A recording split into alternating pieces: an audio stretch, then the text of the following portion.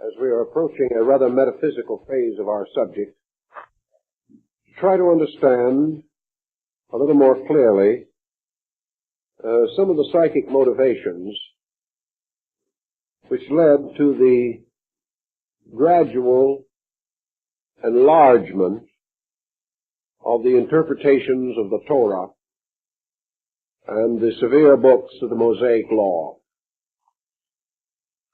As you probably realize, there are in this world many persons by nature inclined to a mystical point of view. They arise in all nations and among all religious groups and in every time of history. They constitute usually a minority. For the most part, thoughtfulness belongs to minorities. And there is only a small part of mankind that seems naturally endowed for contemplative existence. Yet such contemplation does exist. And to a measure, perhaps, it is a matter of age. Youth is not normally of contemplative mood, but the elders, after they have passed those years of immediate concern about physical things, sit together in the twilight of their age and ponder not only the world they live in, but the mysterious universe to which they shall so soon return.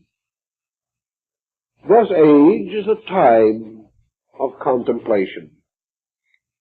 And this was more so in early days when the interests and activities of peoples were more simple and natural and less stimulated by artificial considerations. But it would not be wise merely to say that the thought of Israel was only the thought of its elders. For there are those who seem to be born of great age, and others, even in the course of years, do not achieve it. So we find among the Jewish peoples a contemplative group, perpetuating itself from generation to generation, and even though scattered by the diaspora, still continuing in their own ways, not only contributing to a mysticism in Israel, but to a measure enriching the Christian mystic and the Muslim mystic. As a result of this contemplative process, the old Jewish mind sought in Scripture not only the letter of the law, but something of its spirit. And the sufferings of early Israel probably quickened this need in the consciousness of the people, where troubles, worries, and fears gather heavily upon a tribe. The people of that tribe seek the consolation of the Spirit. They find words are not enough, even kindly words and good words. They seek for richer meaning, for broader interpretation. Also, in the course of centuries, the letter of old law has a tendency to become obsolete. Matters which were of great interest at a certain time may lose their interest in future times. And it is not good to be in the presence of a sacred book that belongs only to the past, to ages dead and conditions no longer relevant. Yet the jots and tittles, the words and letters cannot easily be changed. But man, by his own moods, can alter the meaning to his needs. Thus interpretation comes in, enriching tradition, and in turn enriched by tradition. And in Israel there has always been this mysticism, come down from the prophets, come down from the day when the judges judged in Israel. And Israel, of course, had a very peculiar type of spiritual teacher, a living prophet, a holy man walking with his brethren, yet divided from them because he had received the anointing power of divine insight. Thus there were prophets in Israel, men of vision, as in the story of the visions of Ezekiel and Isaiah. These visions were as of men picked up into an ecstasy, lifted up from the sorrow of the moment, whether it was the Babylonian captivity, or the long period of waiting in Egypt, or in the desert, or in the scattering under the power of the Roman Empire. Thus this mysticism has to live. And this mysticism is not always welcome in the very place of its own birth. For mysticism always comes in conflict with the rigid dedication of orthodoxy. The mystic is always a kind of heretic. He frightens, he amazes, he even annoys those of pious mind. Therefore, mysticism is more apt to be persecuted by its own than by the stranger. And the persecution of Jewish mysticism is also recorded, though perhaps not to the same degree that early Christian mystics were persecuted. If we try to understand this situation among the Jewish people, we may see its parallel in the rise of Christianity itself. We find the early disciples under a very close relationship with the founder of their faith. And then slowly time passes. Little by little, the doings of Syria and the Roman Empire lost general interest to mankind. Mystics felt very sincerely in themselves that the human being cannot be consoled merely by history, even though it be sacred history. Nor can he be redeemed by biography, even though it be the biography of a saint. The need for a continual living faith was early experienced in Christianity, which fortunately was able to provide an excellent instrument in the epistles of St. Paul. For in St. Paul this mystical quality was already clearly manifested. And as one of the principal supporters of the early faith, Paul's position was relatively secure, though not beyond question, even to this day. But Christianity needed its mysticism through the Dark Ages, through the years of persecution, through the strange, troublous times that threatened the survival of Europe, through the Renaissance, through the dawn of the modern world, and even in our Western Hemisphere, where peoples went out in the wilderness to create homes and to carve a destiny in strange, wild places. Mysticism was therefore a continuing meaning, something which enabled the person to immediately experience beyond the ordinary teachings of his faith. Many sects have been born of mystical experiences, of visions and of dreams. These have played their parts, for in each instance they represent a struggle away from the limitations of literalism into a world of greater emotion, of greater spiritual satisfaction than could be found in the jots and tittles of orthodoxy. So we have this experience even today, where the effort to bring Christianity into focus in our present world crisis is demanding better interpretation, deeper meaning and the restoration of contemporary significance. These messages must be dislodged from the ancient wall of history. They must be brought directly to us to be a present help in time of trouble. So among the Arabs, likewise, who came in contact with the early Qabbalists and early Christian heretics who were cast into the desert for their mysticism. And out of these various rootings and others still older, mingling perhaps with streams of Asiatic thought, the mystical sects of the Near East found their encouragement, inspiration, and substance. So we have the dervishes and the Sufis and the Druzes. We have all these strange, melancholy poets of Arabia. We also have the deep, strange, subtle stream of East Indian metaphysics. Everywhere that faiths have come, men have been impelled by these faiths to draw something more out of themselves. And this which they drew from themselves, they assumed to be the very substance of the faith they believed.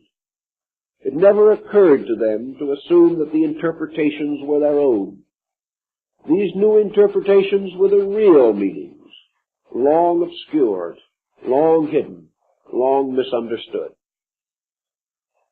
So, it is perfectly proper and right that the old Jewish scholars should have some concept of a mysticism, particularly necessary because of the ritualistic, formalistic austerity of their orthodox thinking.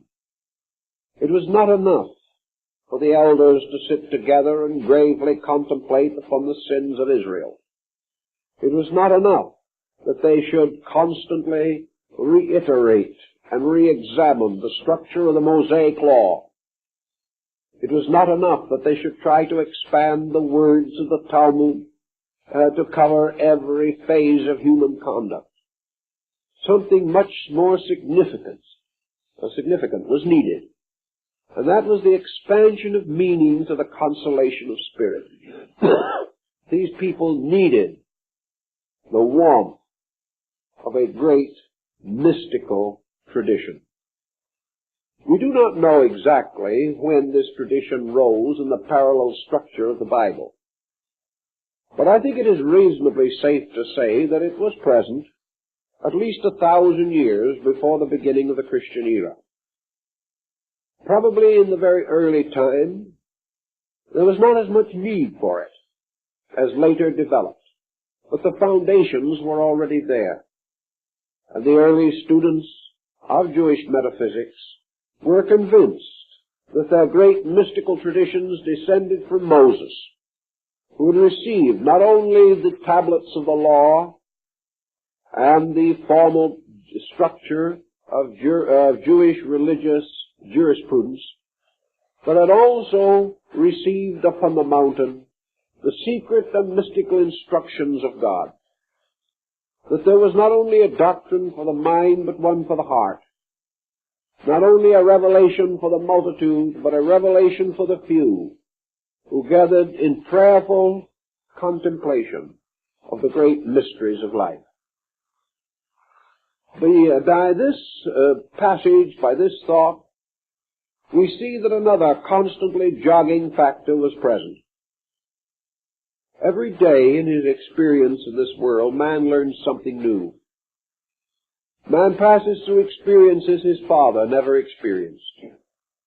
And as these changes come, he must find somewhere in his faith a place for the new.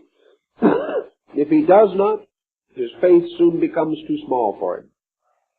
He could not change the words, but he could ensoul them.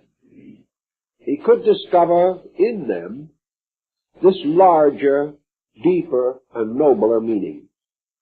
He could find ways of taking obscure statements and twisting them to provide answers for situations that arose in his daily existence.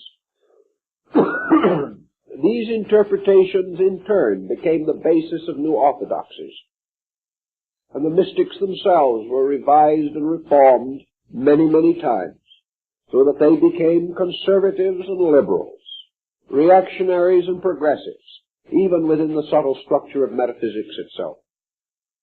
Perhaps one of the best summaries we can call upon to straighten this situation to the average person is by contemplating the definitions and ideas of Rabbi Maimonides upon this problem of the metaphysics in Israel. This great scholar, who was the body physician of Saladin the Magnificent, was quite convinced that, contrary to popular belief, that there was a metaphysics among the ancient Jewish people, that there was a mysticism there and always had been, inasmuch as it arose in the very consciousness of Near Eastern peoples, that this mysticism was concealed from the multitude, and that at an early time esoteric orders and secret societies arose among the Jewish people, and admission to these was by a kind of invitation only, and only those who were the most advanced, the most comprehending, the most subtle in their thinking, the most dedicated in their lives, were ever permitted to share in what might be termed the secret doctrine of Israel. That this doctrine existed, Maimonides was fully convinced. He was not certain, however, just exactly what areas it covered. He was inclined to suspect that the mysticism of Israel was concerned first with an effort to understand the invisible universe, that part of creation which, ascending from the spheres of the known and the comprehensible into the ever more attenuated realms of the divine, was populated in its own way by angelic hosts and archangelic creatures, by mysterious beings that never appeared in our mortal world at all, and that there was some kind of a magnificent universe, far away in quality, but perhaps immanent also in value, wherein dwelt divine things, the roots, the keys, the sources, and the substances, from which illusions, shadows, forms, and mysteries are suspended into the physical world. Philo-Judaeus, following the ancient mysticism of his people, found that it mingled conveniently with the mysticism of Neoplatonism and the metaphysical systems of the Orphics and the Egyptians. And he even went so far as to suspect that perhaps this mysticism of the Jewish people originated during their captivity in Egypt. Probably, however, it was older, for such mysticism was also to be found in the valley of the Euphrates, among the ancient peoples of Assyria and Chaldea.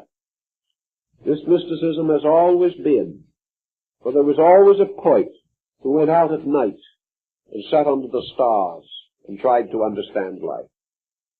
These poets were the carriers of the mystic way, even as the troubadours, the poet musicians of medieval Europe, perpetuated the mysticism of early Christianity. Thus, with the presence of this mysticism, we come into a series of interesting symbols. Symbols that have to do with more than one quality or condition. And we must first establish the meaning of a certain bridging. Whereas in our modern way of life, especially in Western Christianity, we have been inclined to regard as God wrapped in a mystery, this spiritual source of ours, I think the old Jewish rabbis were a little more courageous. Instead of considering deity to be simply inscrutable, never to be fathomed, that the laws of God and nature were beyond the understanding of man, that providence was something before which man could only bow and about which he could never question. This attitude does not seem to have prevailed so completely among these elders of Israel. They really believed that if this mystical universe of causes existed, that if region and realm extended far beyond the visible and the knowable. That their prophets were lifted up, as in dream and in vision, and in some strange majesty of power, and were carried into these invisible worlds. That it was even possible for man to approach the very presence of God and return to earth alive, as Moses had done from the blazing crest of the mountain. These peoples seemed to feel that man could wander into the inscrutable regions of the divine abode. That it was possible for man, as the beloved child of heaven, to come into his Father's presence. And out of this came an interesting dual philosophy. And this philosophy centers around a symbol which I think is of value to us. And that is called the Merkabah, or Merkabah, the chariot of righteousness. This first appears, probably in fairly clear statement in the Bible, in the vision of Ezekiel. And here suddenly a strange and mysterious vehicle presents itself to our consideration. It is a strange floating thing, different from any structure man has ever conceived. It is full of wheels, and the wheels were full of eyes. And it was guarded upon its corners by the 4 cherubs, and their wings formed a throne. And in the midst of this strange machinery sat the Ancient of Days, a strange, mysterious being, aloof and alone. And this great chariot, accompanied by its attendants and by the hosts of heaven and by the angels and the archangels, appeared to the prophet. And after the vision had been accorded, it returned again to its own remoteness in the heavens. Many have attempted to explain the meaning of this chariot that appeared to Ezekiel. One of the most natural and proper explanations is that this strange thing with its wheels within wheels was the universe itself. That the universe indeed is a machine, a wonderful chariot, the chariot of heaven. And that in this mysterious moving universe, forever thundering along its appointed ways in space, was throned the charioteer, the supreme power itself, riding upon creation as upon a chariot throne. This seemed to also suggest many other phases of Eastern thinking, which contributed gradually to the integration of the structure of the Kabbalah. All these wheels were worlds. These worlds were in reasonable relationships to each other. The universe was divided into levels and planes and spheres and abodes. Some of these were divine, some of them were sidereal, some were terrestrial, and others were infernal. And the universe began to take on something of the appearance of Dante's universe. A universe with its heavens and its hells. A universe the parts of which were innumerable, and all the parts inhabited by orders of creatures. And these creatures were ruled over by princes and governors and kings and rulers. And out of the good part of this universe, with all its angels and archangels, came ceremonial magic, the white magic, by means of which man was able to call upon the archangelic hosts, or the angels, or the spirits of elements, the spirits of nature and of the earth, to achieve various works and purposes which he regarded as good. And it is said that God gave unto Solomon, the king of Israel, a ring set with 4 precious stones, in order that he might have dominion over the 4 corners of creation, and the 4 orders of beings that inhabited these realms and places in space. It is said also that Adam, coming into birth, descended through the 4 great worlds, receiving in each of these worlds a certain endowment, a certain part of his compound nature. And so finally he fell into the mystery of matter after having been exiled from the paradisical abode. Thus we see all of these regions and parts seem to make up a kind of machinery, a true concept of wheels within wheels, orbits within orbits, the orbits of luminaries surrounding their planets, the orbits of planets surrounding their sun, the orbits of suns surrounding cosmic suns, and so on forever, to form the great Merkabah, the chariot, the wonderful vehicle of the ever-living God, the vehicle that was full of eyes, which were stars, full of lights, full of mysteries and of laws, in the midst of which ruled the Ancient One, robed in white, symbolic of the supreme power of nature. Perhaps this thought also became involved in the vision of St. John on the Isle of Patmos, where he beheld the great being walking among the branches of the candlesticks. This concept of the Merkabah may well have inspired a great deal of research into the cosmogony of things. It also inspired another side of man's seeking, and that was the analogy that if this great universe was indeed wheels within wheels, spheres within spheres, realms that could be classified and ordered, mysteries that could be heralded into patterns and designs, so the little universe, man himself, must so likewise be constructed.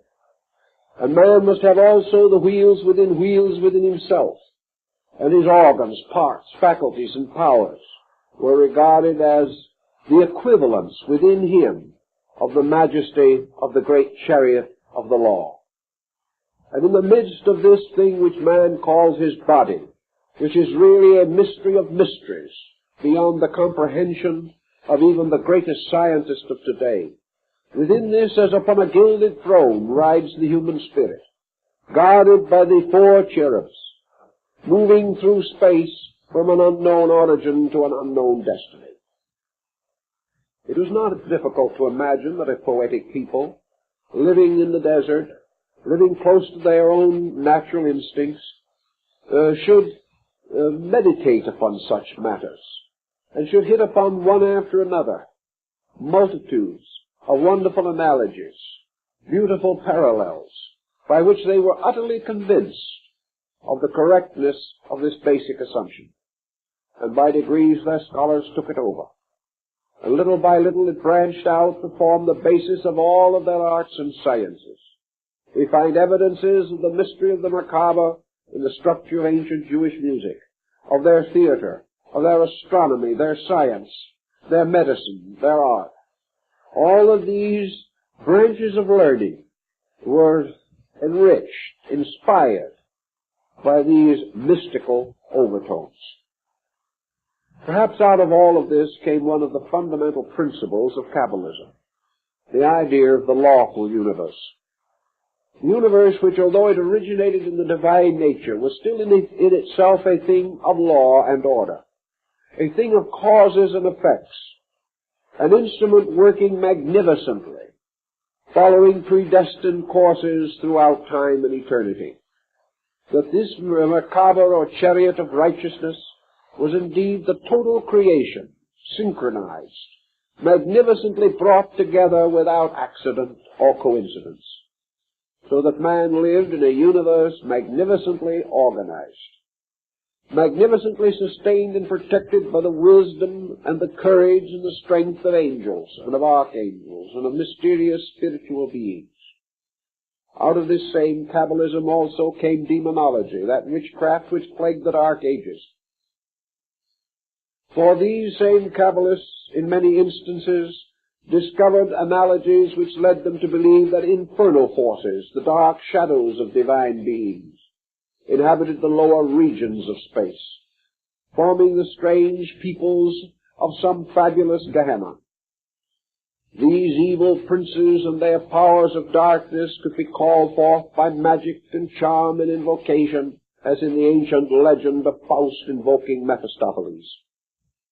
Thus the universe was also full of life, life of good, life of evil, and between good and evil some way suspended man, who must cope with both, must ascend from the lesser to the greater, must struggle against evil and struggle toward good, by all the most powerful moral and spiritual incentives which he possessed.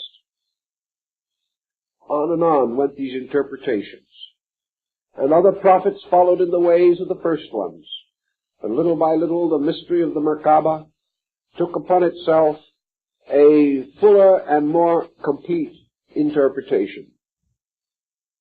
There was a belief among the Jewish mystics, and even among the more orthodox peoples, that there were certain persons, certain prophets, in a certain descent from Adam, who were permitted to depart from this world without knowing death. That they were picked up in righteousness, as was Enoch, and carried into the presence of God. The angel that appeared to Moses to invite him to ascend the mountain to receive the tablets of the law told Moses to rise and follow him into the presence of God. And Moses was afraid, according to the old legends, and said that he did not dare to go, that he was not worthy to be brought into the presence of deity, and that he had no powers or faculties by which he could attain such a mystery. Whereupon the angelic being caused him to become a form of the Merkabah himself, that in some mysterious ways this wonderful chariot of righteousness was fashioned from his own substance, and in this he was allowed to ascend into the presence of the Almighty. So the Merkabah legends continue to appear, perhaps gathering some momentum in the later days of Israel, but always with something of a mystery about them, something that was a little more even than the wonderful story described in the vision of Ezekiel. Gradually we have a hint here and there that we are in the presence of a strange mystery story, the keys of which may completely elude us, but about which certain intimations can nevertheless be suspected. We are told, for example, that the mysteries of the Merkabah were mysteries not for the profane, or for the young, or for those who had not attained insight. That for the average person, the mystery of the Merkabah was a terrible and tantalizing thing that could lead only to destruction, misery, and death. So the old rabbins repeatedly warned their followers not to explore the region of this strange belief, not to seek for its true meaning, lest they discover it, and by discovering it, destroy themselves. Now, such warnings as this are rather interesting, especially in more modern times where greater audacity, if not better judgment, prevails. In this time and in this generation, and even for several centuries, therefore, research has been rather quietly but systematically carried on among students of Jewish metaphysics to see if the threads of this story could be put together into a little better pattern. Something was accomplished. In the ancient days of Israel, there were very few mystics, but these were bound together into a secret order. These secret orders were the orders of elders, chosen from among the elders, from among the wisest of Israel. These were bound by oaths and obligations, and their instruction was conferred upon them with the promise of total secrecy. Even the modern Jewish historian knows that these secret societies existed. And he also has dared to say that among the most important concerns of these secret orders was the Merkabah of righteousness. That in some way, the whole of the esoteric doctrine of Israel centered in this mystery. A mystery which even many modern Qabbalists have never heard about, and a mystery which is certainly not generally accepted or considered by modern Jews. Yet this mystery, in some way, was the very soul of the law. And there are various Mishnahs bearing upon it. And out of the various philosophies and beliefs, we come to almost inevitable conclusions. Conclusions which are supported from outside sources to a degree, especially from among the mystics of Islam, who are known to have had contact with this earlier doctrine. Among the Muslims, we have a very interesting legend, which is part of the story of the Arabian Nights Entertainment. And that is the story of the flying carpet.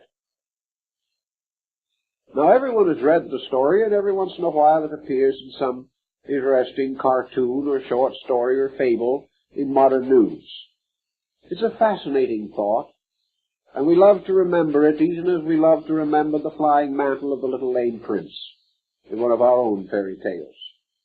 Flying carpets and robes and garments occur in many myths and legends throughout the world. But there is a direct religious implication in the flying carpet of the Arabian Nights, for it only takes one very quick look at the old reports, one moment of thought, to realize that the flying carpet is the prayer rug. This is the key to the whole situation. If you have been in Muslim countries, you realize that a prayer rug and a turban are among the most important possessions of a true believer. The prayer rug is for his daily meditation, and his turban not only covers his head against the heat of the desert, but when he dies it will be his shroud, and he will be wound in its white cloth. Thus his turban is part of his religion, and so is his prayer rug.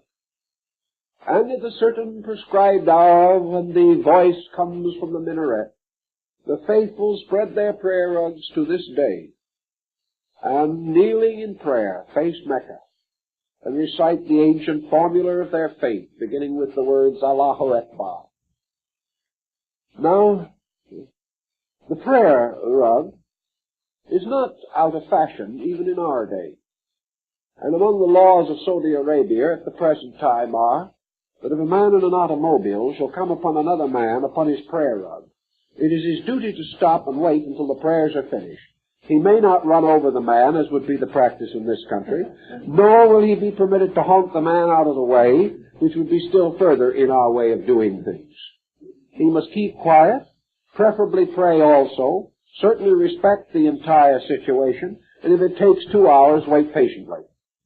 Because some men, of course, seem to have more to pray to, others more to pray about, and still others more to ask forgiveness for, so that it is not just certain how long this prayer will take. But you will respect it. Now, in this prayer rug, what happens? When the Muslim spreads this rug, kneels upon it, it is a symbol that he has departed from this world. The prayer rug is not only a rug, the prayer rug is the symbol of the mosque. It is the symbol of the holy place. And whenever a man is upon his prayer rug, he is no longer in this world at all. He is in a world in which he faces God and God alone. There is no longer any merchandising, no longer any ties of the flesh, no longer any outside concerns whatever. He is just as much on holy ground when he kneels upon his prayer rug as he would be even if he was kneeling upon the warm pavement of Mecca. This is holiness. This is separation from all things mortal. This is departure from the flesh. And as he values his immortal soul, the Muslim will cause a wall to be built around the borders of his rug, and out from the world nothing shall enter into that place. And while he is there, no thought of his shall turn to the world. He is alone, even though he be in a marketplace with 10,000 of his kind. That moment, he and God only exist. Now, this is a very important concept, because we find also among the Brotherhood of Basra, one of the great esoteric orders of the Muslims, that the prayer rug became the symbol of a lodge, or a gathering place of secret orders. It was so also employed in some instances by the Druses. For if a Druse could not attend the lodge of his order, he could be present by being upon his rug. For in that moment he joined his brethren wherever they might be throughout the world. As he stepped on to the rug, he stepped into eternity. Therefore, while of course many Muslims, no doubt, lack all this mystical overtone, it is still part of their faith and part of their orthodoxy, part of their most sincere belief. And it is a magic carpet because it carries them in an instant from wherever they may be, to the very footstool of the eternal. On their rug, they can go to all parts of the spiritual universe. Their minds can contemplate upon all mysteries. They can be lifted up from the commonplace to the eternal and the inevitable. This is indeed a magic carpet, because it takes man out of this world into another world beyond. Now, there's no doubt in the world that the magic carpet of the Muslim has its origin in the Merkabah of the Kabbalah. This Merkabah, therefore, or the chariot of ecstasy, was the mysterious vehicle by which the consciousness of the devout Jewish mystic was carried from one region of space to another, ascending to the very footstool of the divine, even as Muhammad is said to have made his night journey upon the lightning flash, the strange monster called Al-Barak. In the twinkling of an eye, the prayer rug carries us throughout space. In the instant of instants, the Merkabah, as the chariot of ecstasy, carries the true believer out of the profane, out of the commonplace, into the strange world of divine realities. Now, it is obvious that there is no such a kind of vehicle that corresponds either with the prayer rug or with the Merkabah. Certainly, to all but himself, the Muslim is right where he was when he started. Certainly, there is no indication that he departed into some mysterious realm of abstract space. Therefore, the prayer rug was in a measure a symbol of departure into withinness. It was the retiring of the soul into its own eternity, on the assumption that as man went inward into himself, he also moved outward into space, and that as he found the core of his own being within himself, so he found in that same flash of enlightenment the core being at the root of all existence. The Merkabah, then, must be a symbol of something like the prayer rug. And, of course, the mystic in Islam, the simple mystic, tells you that it represents only this one thing: the concentration of the mind, the internalizing of consciousness, the mysterious power to block out the irrelevant and the irreverent, and to come back into the inward abode, the secret garden of the heart. Here all the wonders of magic and mystery unfold in the soul of the believer. This again does not go very far, but it is one step towards something. And I think it is also one step toward the understanding of the Merkabah of righteousness. When we think of a vehicle, when we think of some kind of an instrument by which something can be accomplished, we are also inclined to use the term to cover the concept of a method, a means, a way. This instrument, the Merkabah, therefore, is not only a chariot, but it is a method. It is a kind of instrument by means of which miracles can be wrought. The Sufi has the same idea exactly about his prayer rug. We are moving on parallel incidents entirely. The rug itself is very often strangely designed and ornamented. One of the most common forms of ornamentation being that the design represents the open gate of a mosque. This open gate of a mosque represents an opening between worlds. It represents a door, like the gateless gate of Zen, which leads from the objective to the subjective. The same is true of the Merkabah. It is not only full of wheels and eyes, but it is also full of roads, of strange paths, the 32 paths of Safayet Zira. It is full of winding ways that lead through the 49 mysteries of existence to the final 50th mystery, which is locked in the heart of the infinite. So that in this idea of the chariot, we also have a proper term or thought for a peculiar way of doing things. In other words, the chariot became the true symbol of the secret doctrine of Israel because it was the figure used to conceal what I have decided to call Jewish yoga. Now, there will be a lot of people, probably a good many Jewish people, who will think that this is rather far-fetched. But let us see whether it is far-fetched or not. Is there any people known in this world that has not, in attainment of culture, developed a discipline of insight?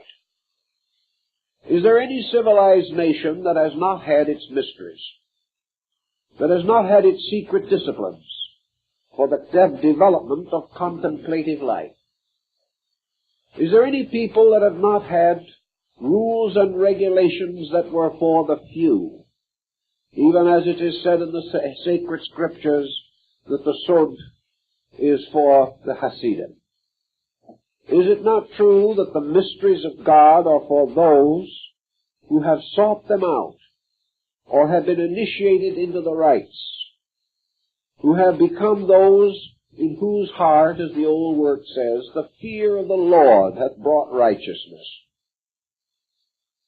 Therefore, can we not pretty well assume that as we know this art existed in Egypt at the time of Moses, as we know it existed in India before the time of Moses, as we know that it has existed in the Near East ever since the contact between Islam and the Semitic tribes,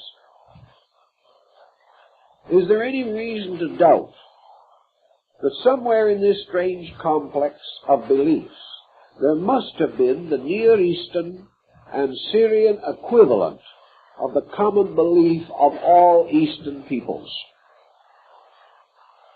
Is there also not some reason to point out that all of these allegories and legends and stories about prophets who, after certain means and methods, were picked up and carried into the divine presence, is there any way in which we can doubt that these journeys implied what we might term today religious ecstasy? That these journeys were not physical any more than they are physical in the case of the axis of the dervishes.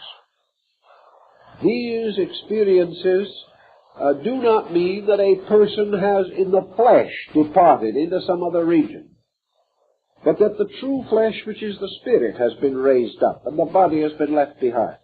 This point is clearly made in connection with the apocryphal account of Muhammad and his night journey to heaven. It is reported that while Muhammad himself, standing upon the rock Moriah in Jerusalem, took hold of the lower rungs of the ladder of silken cords that descended from heaven, and slowly ascended through the 7 gates, that while this was happening, the prophet himself was asleep at Medina, and was there seen by many persons. Muhammad never declared that he had been in Jerusalem in the flesh, but rather that he had been carried there upon a mysterious steed composed of 7 animals, Al-Barak, which again represents to most esoteric students a symbol of a secret methodology, the magic of conscious projection, the mystery of controlling the relationship between the body and the consciousness. It would appear from all that we can study, even on Gnosticism, Neoplatonism, and even Pythagoreanism and Platonism in their proper forms, that a religion, by means of which there is no esoteric achievement possible, cannot long endure. A religion of theory alone, a religion which does not advance step by step until it ends in the spiritual experience of the presence of God, cannot truly be a great religion or an enduring one. Now, the old Jewish writers themselves have loaded this subject with warnings that only the pure of heart Only those most dedicated, only those most wise, only those most courageous must approach the mystery of the Merkabah. This is exactly the recommendation and warning that is given to the students of Yoga and Vedanta. This is the ancient burden of testimony of the Kala Chakra and the great Tantric schools of India. Only those who are pure of heart may see God. Only those in whom a great achievement of spiritual integrity has already been accomplished must practice the mysteries of the Merkabah. For all others, this will lead to self-destruction, which is no more nor less than an actual statement of the warnings attendant upon the practice of esoteric disciplines. I think we can, without question, particularly by reference to the Kabbalah and its meditative principles, come to the conclusion that the Jewish mystics were perfectly aware of what we may term yogic practice. That under one way or another, under one name or another, they were conscious of this mysterious constitution of man, with its mysterious gangliated structure, by means of which, through meditation, the consciousness of the individual could gradually be extricated from the complex of matter and be capable of an experience or existence in itself, attended by those extensions of faculties which may normally be expected under such conditions. The visions of the Jewish prophets and seers all tell this same story, and all would indicate definitely that the so-called anointing of the prophet also included an instruction in which a predecessor accepted this prophet into his own life, conveyed to him the mystery of the Merkabah, which is the same mystery that was transmitted in medieval times to the alchemists under the mysterious formulas of chemistry. Therefore, that the actual secret doctrine in Israel is the same as in any other part of the world, a doctrine relating to the power of lifting up man as a spiritual being and giving him the internal experience of unity with divine truth. As we go on examining the various writings and so on, we cannot but feel that this is very clearly intimated. And this brings us to another phase of our problem, which I think also has a direct bearing upon this. Namely, what we may know about meditational and prayerful doctrines among the Jewish people. We know, for example, that in antiquity it was common to divide knowledge, either into two sections or into three. Most anciently, the division was twofold, what might be termed the outer knowledge and the inner knowledge. In a later time, the knowledge was considered as threefold, consisting of an outer knowledge, an intermediate knowledge, and an inner knowledge. The outer knowledge in Israel was called the Torah. The intermediate knowledge was called the Mishnah. The inner knowledge was called the Kabbalah. And the Torah was said to be the body of the law, the Mishnah the soul of the law, the Kabbalah the spirit of the law. These three parts of knowledge were matters of interpretation, and there can be no doubt that the intention was to imply, as in all ancient secret orders, that those who attained to the highest degree of these orders attained to some practical achievement.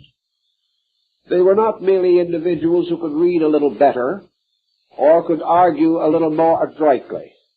The entire purpose of initiation into secret orders was always the same, namely the attainment of an increase of consciousness, a deeper insight into life and its mysteries, an insight that could only be strengthened by some kind of meditational discipline. Here we come to a common fact, which we know today as well as any other nation could have known it. Namely, that the development of the internal is always a scientific process. It is always a matter of gradually cultivating values. It can only come through one mastering step by step the disciplines of meditation and realization. Consequently, if these old mysteries had any meaning at all, they must have meant a formula, a rite, a process, a procedure for soul cultivation. A procedure that was formal and not incidental, not merely part of the be-goodness which was given to the people, but a part of a be-betterness that was reserved for a few, and by that few was held to be sacred, and not to be communicated to any who had not passed through certain probationships and certain earlier developments. This concept was gradually incorporated into the structure of Jewish religion, although the details are not always available. We know that in the tabernacle in the wilderness, the three parts or rooms were clearly indicated. The courtyard for the gathering of the peoples, the holy place for the gathering and communion of the priests, the Holy of Holies, the sanctuary in which only the high priest of Israel himself might enter, and only after he had removed the garments of glory, and had entered into the presence of the Lord, who dwelt between the wings of the angels or cherubs upon the mercy seat, and was present in the form of the mysterious Merkabah again, the mysterious presence or power of deity. In this sense, therefore, the ark was the Merkabah, for in it the angelic power united with earth in the proving of the mystery of life. When the temple of Solomon the king was built upon the rocky crest of Moriah, there was placed upon the doors of the everlasting house figures of cherubs, guardians, holding the flaming swords, and these were the keepers of the sanctuary. And only when Solomon called upon the name of his father David did the Lord open the doors of the sanctuary of Israel. These cherubs guarding the ancient way certainly represented some power guarding something of meaning, import, or significance. The very way of the temple itself is the way of personal growth and development. Maimonides tells us something of this, but not too clearly, because he was bound very closely by the orthodoxies of his faith. But he does assure us of the meditational disciplines of his people. He does assure us that these people practiced spiritual arts, that they sought their Father in prayer and quietude, that they performed not only the common rituals of their faith, but if they were devout, they retired into their closets and there besought in secret the mystery of heaven and the intercession of the divine powers. And in their experiences of this kind, they explored the universe. Quietists and people of that kind. But even more where disciplines are adequate and where disciplines carry on the entire procedure. The Kabbalah as a structure has been of grave importance among Jewish people. Most peoples have feared it. They have wondered what it meant. They have felt that there was something strange, dangerous about it. But as we go into it, I would be quite certain that the entire structure of the Kabbalah, especially as it is given in the Sefer HaZohar, is a veiled statement of yogic discipline. That each of the sections and parts of it have to do with some part of the secret doctrine of human regeneration. Now, the process represented by the Merkabah must be considered as twofold. First, it is this personal, immediate discipline of religion, for it is absolutely essential to the religion of man that man experience religion, not that he merely listens while others talk about it. And at the core of every faith is an experience of faith, which must be cultivated, must be engendered, must be in some way made available to the believer. There is also, however, what might be termed the long-range program of religion. Religion is not completely fulfilled merely in the religious experience of the person. This is especially true among the Jewish people, who have a very strong sense of common salvation. Salvation not for the Jew, but for Israel. And therefore that there must be a communal salvation, in which all peoples working together must be lifted up together into the final state of blessedness. There is no question in the world also that while this subject is again a mystery, that the belief in metempsychosis or reincarnation did sustain the secret sects of Israel. Therefore that they had as in Asia the concept of a long enduring process of self-improvement, the gradual overcoming of the world. They also recognized, as all mystics have, that the mystical experience is only a symbol, an intensified symbol of a process that must take place in society for the ultimate regeneration of all living things. That which comes to the mystic for a moment, in his trance or his ecstasy, represents the presence of faculties that must ultimately be so completely trained and disciplined and revealed that the whole world and all knowledge and all peoples will share in the same experience. Not only sharing in it for a moment, but sharing in it forever, by the ultimate development of the faculties which produce it. Thus in the Kabbalah we have the immediate experience of truth, and we have the remote experience of the regeneration of all mankind. We have the concept that not only must the individual find this salvation for himself, but that it is part of a system which reveals within him and within all human beings the instrument necessary for this final perfection of man. So the Kabbalah actually does teach that within the nature and constitution of Adam, even though he be in a relapsed state, there is still the whole mystery of heaven. That the mystery of heaven is locked in him. That it was not taken from him, but closed within him. That as he fell into material condition, those parts of his nature which were divine were obscured, drugged, made heavy and laden, as in the Greek philosophy. But that these mysteries were not taken away. They were merely submerged, like some strange ancient land submerged beneath the depths of the ocean. Thus man coming into mortal existence was still the divine being he had always been, but his divinity was hidden, as wings under a shell. And he was therefore born into this world, few of days and full of troubles. Yet within him always was the presence of a divine power, and more than this, the presence of a divine plan. And that the perfection of man is as inevitable as any other process in nature. For a time, this inevitable unfoldment, evolution, or release of man is carried on by nature. This process continues until there arises in man the mysterious complex which we call intellect. Gradually, as man passes through certain stages of evolution, he becomes a self-thinking creature. He becomes a being capable of reasoning power. He also becomes a being capable of self-understanding and self-analysis.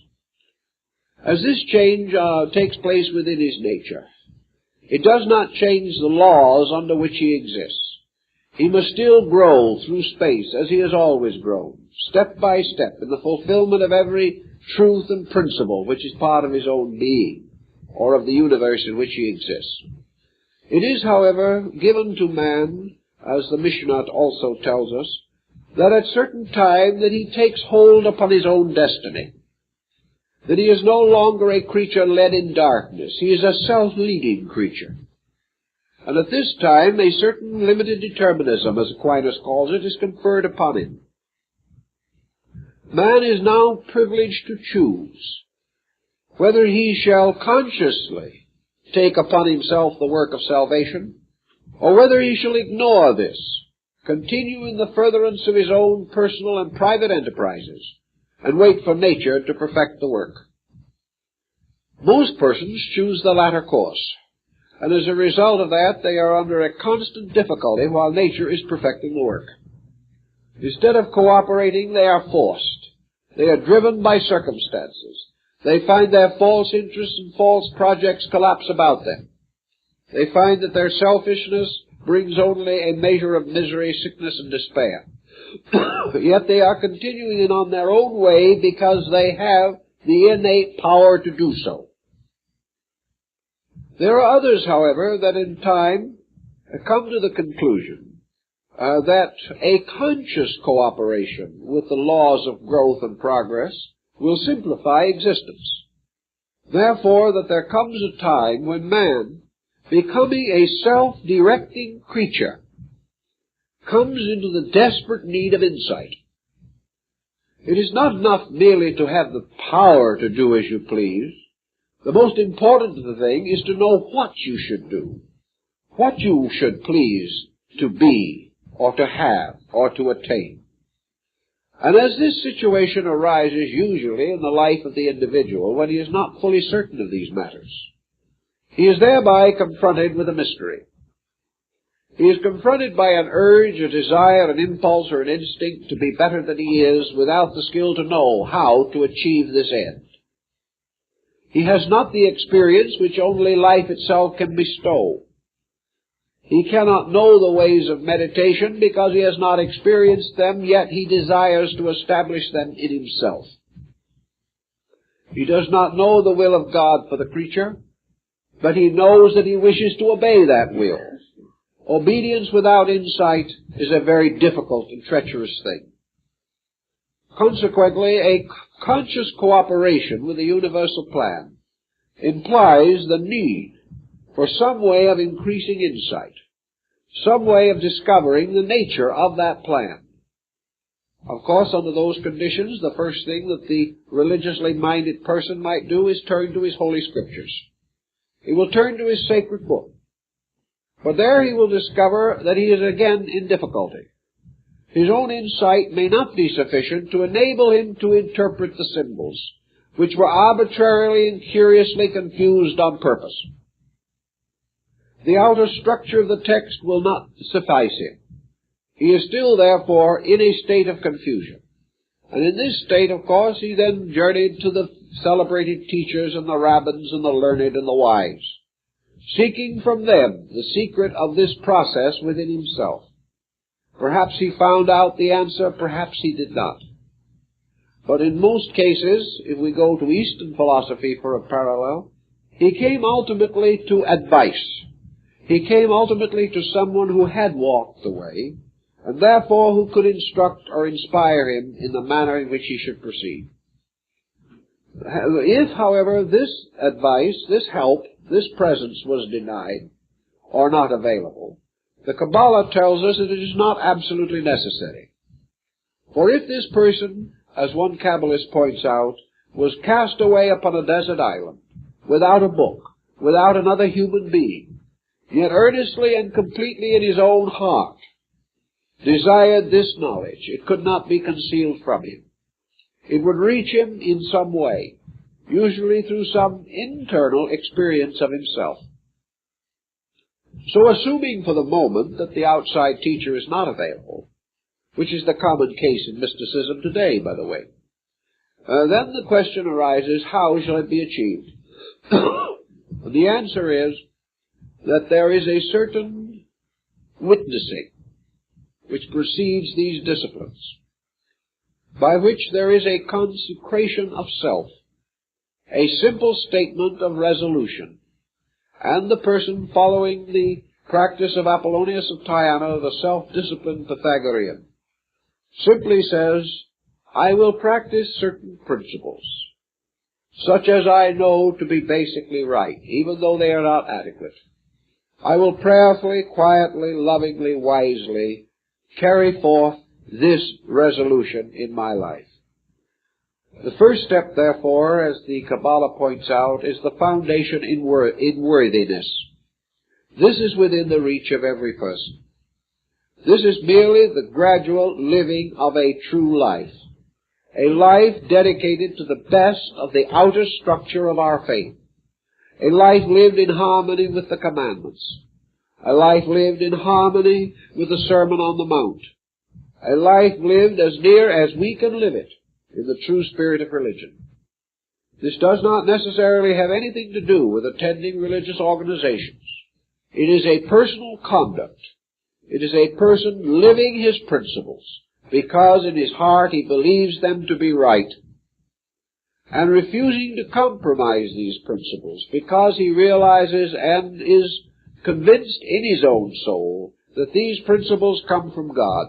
Therefore, of all things, they must not and cannot be compromised. Now, the ancients say that this is like going alone into the wilderness.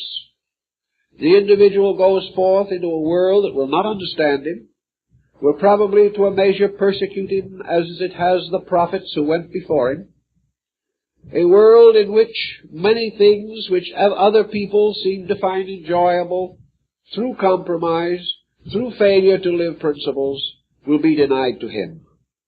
Therefore, he is under a constant testing, a trial, a kind of initiation, which he has imposed upon himself. If he is a fanatic, he fails. If he attempts more than he can achieve, he fails. If he hastens too rapidly over ground that he has not learned to walk, he will also fail.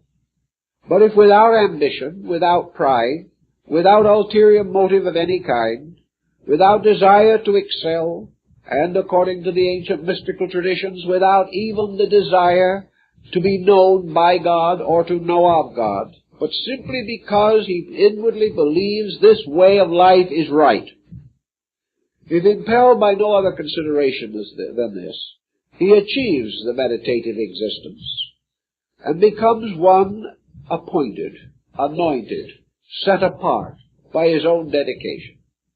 Then it is believed and taught that as it occurred to Ezekiel, at the moment in which his own readiness is found, at a time which only God knoweth, the mystery of the Merkabah will be revealed. The heavens will open, and the secrets of the esoteric arts will be inwardly and intuitively known. Therefore, that it is not necessary for them to be communicated. It is only necessary that they be merited in a true, a complete, and adequate way. Now, this revelation comes not in a single night, or in a single hour or day, but consists of a gradual enrichment of the faculties and powers of the individual. He is simply growing more rapidly than his time. He is achieving in himself an increased tempo of evolution. He is growing in a rate which will cause him to be nearer to the goal of evolution than those around him.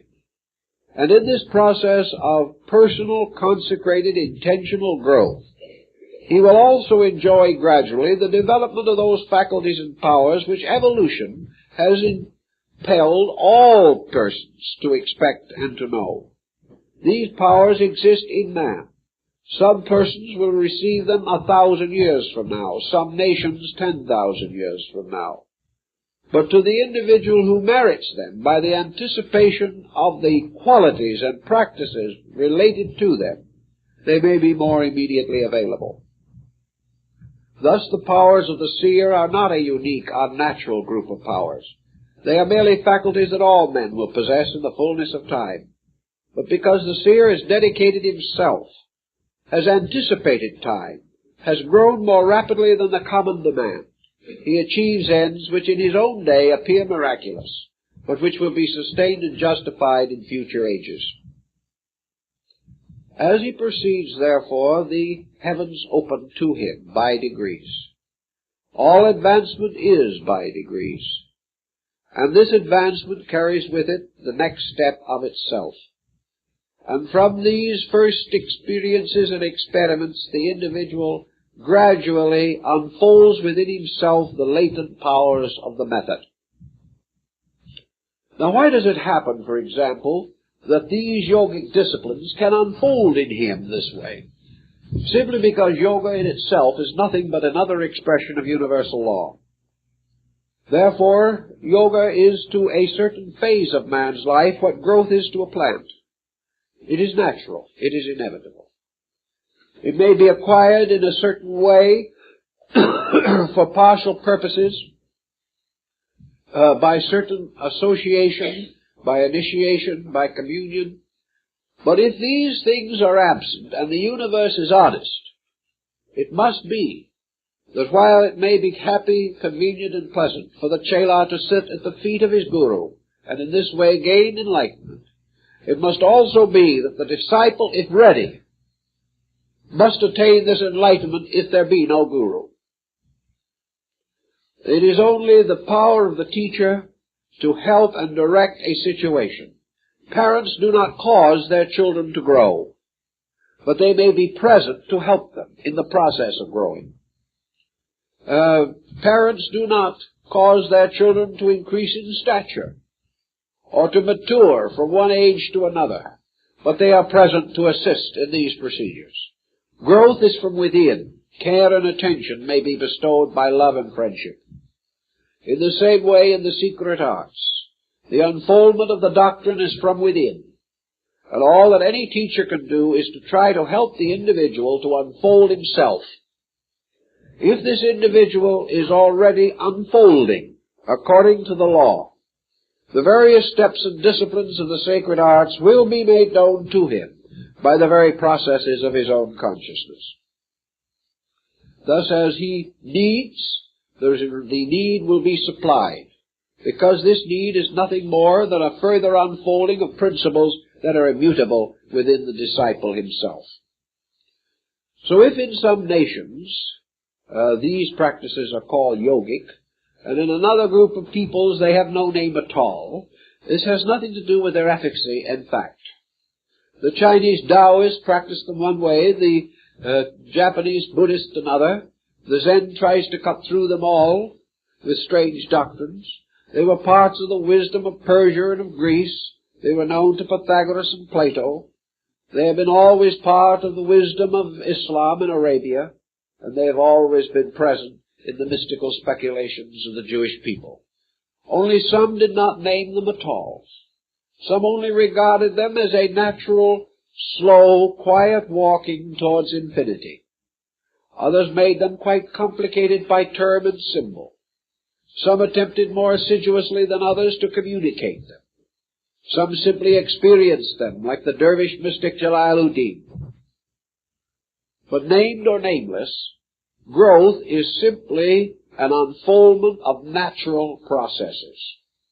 The unfoldment of mysticism from within the self. And all that man can do to achieve this growth is to prepare his own nature so that such growth is possible. This is done by achieving by intention such refinement of structure and attitude as would normally be bestowed by nature over a long period of time. If the disciple then achieves this readiness, as Hermes said, the master is here.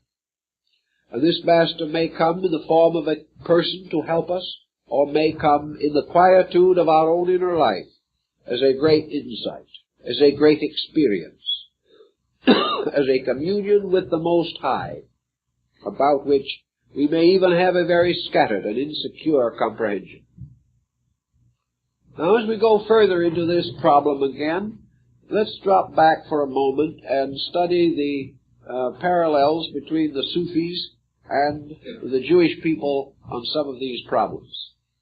Perhaps some of you have seen one of the old Sufi dervish mystics in his own country. Perhaps you have noticed that some of them carry in their hands a peculiar kind of staff which has 7 knots upon it. These knots are almost like the knots or breaks upon the branch of a bamboo. But the 7 divisions are very carefully marked. There is no doubt in the world that these 7 do represent the 7 steps of yoga. There is no question in the world that the Sufi or dervish, sitting on his rug, with one hand or arm supported by a peculiar stick to sustain his arm, the other hand quietly in his lap, while his eyes half closed like some Buddhist image, he is meditating upon the mysteries of the infinite. These experienced teachers and mystics have always believed that by the power of their inner doctrine, they could journey to assemblies of their own kind. It is believed that these mystics project themselves at the time of the Feast of Ramadan and join in a holy and sacred ceremony on the roof of the Kaaba at Mecca. These mystics traverse the whole world according to their own teachings, journeying here and there in the spirit alone. They possess the power, if they so will, to project an image of themselves that may be visible for a time. Then they vanish again, like the strange magicians of the Arabian Nights. The people of Islam today fully believe that these things are so, just as